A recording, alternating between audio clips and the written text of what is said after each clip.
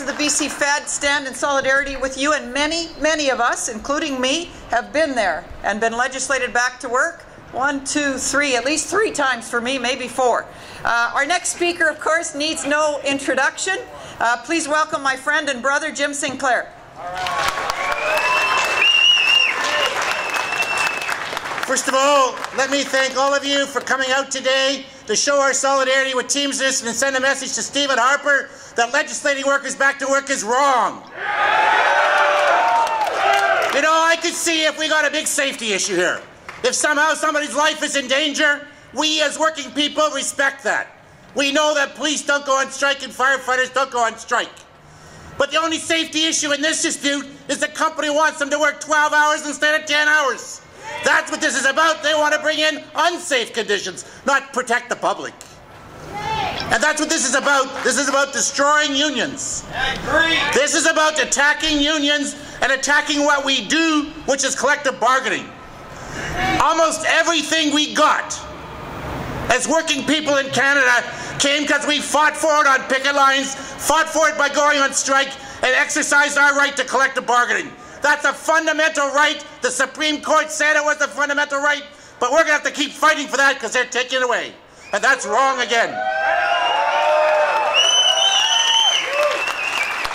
You know, the other thing they're attacking all across the country, in the private sector, in the public sector, it's suddenly become a crime, a real crime, to have a pension plan that pays good money. Suddenly this is all wrong.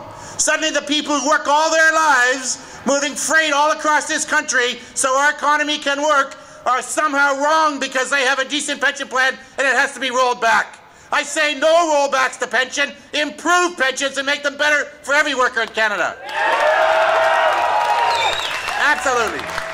Oh, and by the way, I did a little research today because I'm thinking to myself, well, those people in that House that are going to vote to send in an arbitrator with the orders to roll back the pension plan, what are their pension plan? Well, you know what? When Mr. Harper retires, thanks to all of us, when he retires in 2015, his pension plan is $223,000 a year. $223,000 a year. Well, I'll tell you, when every worker has that, we'll roll it back a little bit, okay? The people we have to roll back are Stephen Harper. And I want to say thank you to the opposition in this country today, because they are standing up to this government today in that House and giving voice to what we all believe. That being in a trade union is a right, that collective bargaining is a right, and everybody has that right inherently because we are working people and we'll have to keep fighting for that.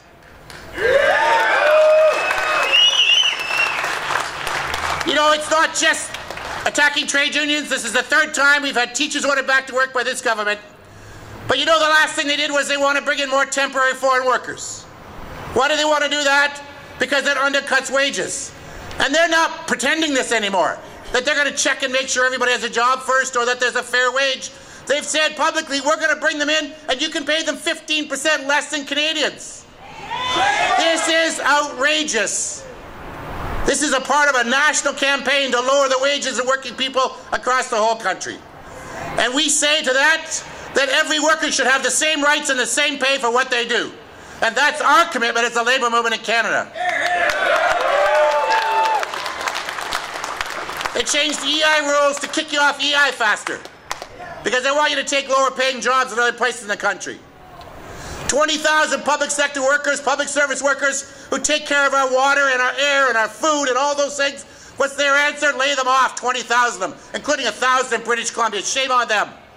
Shame on them. So the bottom line is, yes, who benefits? They want to bring Hunter Harrison back to run CP Rail. Well, I say to Mr. Harrison, you can stay in Tennessee, buddy, because we don't want you.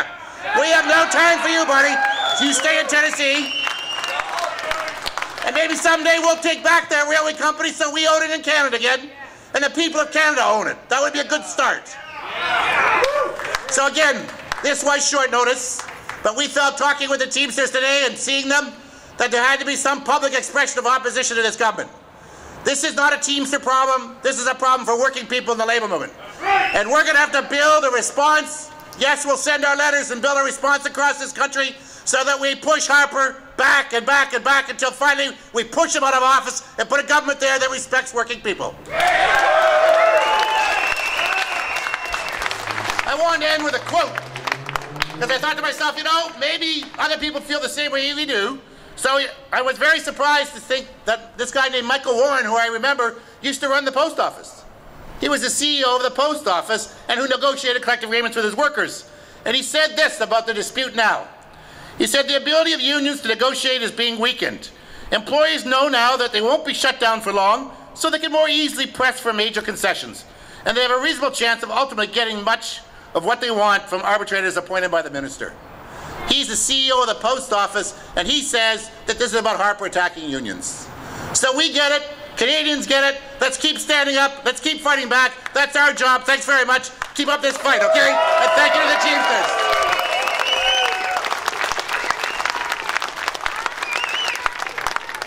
Thanks, Jim. Our next speaker is from the Vancouver and District Labour Council. Every picket line in this lower mainland, the VDLC shows up to support workers. And I want you to welcome the first woman president in 122 years of the VDLC, Sister Joey Hartman. Thank you, Irene, and thank you every one of you for being here today.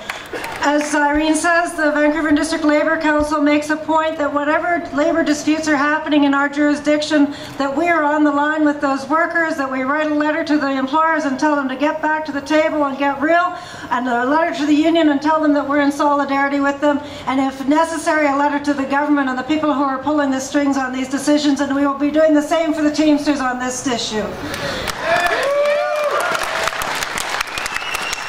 You know, about 70 years ago, the labor movement made what we called the historic compromise with a piece of legislation called PC 1003.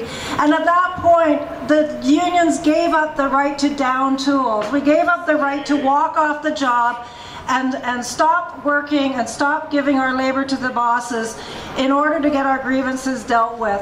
And the compromise on the employer's side was that they were supposed to now recognize unions, that they had to negotiate with us, because up until then, many and most strikes were about the right to get union recognition and to have the boss actually sit down with your bargaining committee and negotiate. That's the theory of the balance. We all know it's not balanced, but that's the theory of labor relations in this country. And we seem to have a Minister of Labour federally who does not get it. Minister Raitt has made it impossible for the unions to bargain because they've given the full deck of cards and all the aces to the bosses. And what would any boss do when they have that deck of cards given to them? They're not going to negotiate. They're going to just bide their time and wait until the legislation is done for them. And your union is left at the table where, what are they going to do? Negotiate with themselves? So you're forced out on strike, and then they just count the days until they send you back in. It's not labor relations, it's not justice, it's not negotiations. There is no free collective bargaining in this country right now, and we need to regain those rights.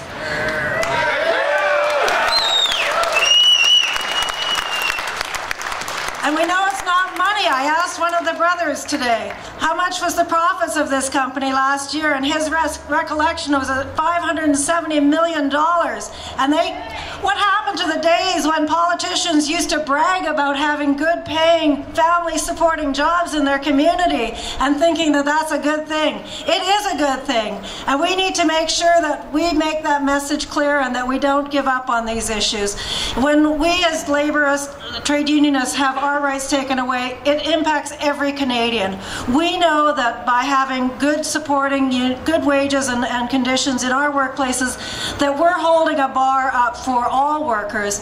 And even though we only represent 30% of workers with wage jobs, we know that the other 70% are benefiting from that work as well. So it's our responsibility not just to take care of ourselves, but to take care of the interests of every Canadian. And I can see that the Teamsters are doing that, and all of the other unions who are here in solidarity with you today.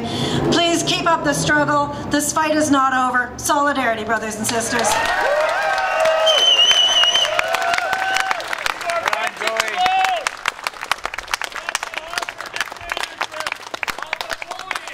Thank you so much, Joey, and thank you for your solidarity with many, many workers in the Lower Mainland and across the province when they're on strike. You know, there's lots of bad news out there. There's the attack on our rights, there's legislated agreements, there's CEO salaries, there's corporate power, there's the right-wing governments that support all of those bad things. But there's lots of good news too. There's the Occupy movement, there's what's happening in Quebec with the students, there's what's happening in France and Greece with governments, there's the BC Liberals' number in the polls. The tide is turning, brothers and sisters, and I want to thank you all for coming out and showing your commitment to keeping up the fight, to taking that fight to the bargaining table, to taking that fight to the courts, to taking that fight to the streets, to taking that fight to the ballot box. So thank you all for that commitment. We're going to keep up the fight. We're going to jump on the board that can you jump on the board of a turning tide? Maybe on a surfboard you can. So we're going to jump on board with those good things that are happening and keep fighting for the world we believe in. And I want to end by thanking our brothers and sisters here today from the Teamsters. Let's give them a huge cheer.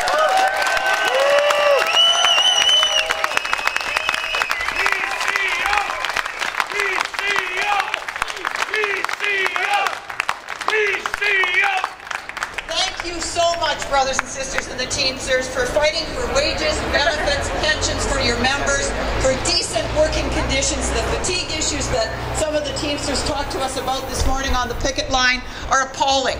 They should be lowering the they should be improving the working conditions, not proposing to make them worse. So keep up the fight, brothers and sisters. Whether you're in the Teamsters and all unions, we're going to turn the tide.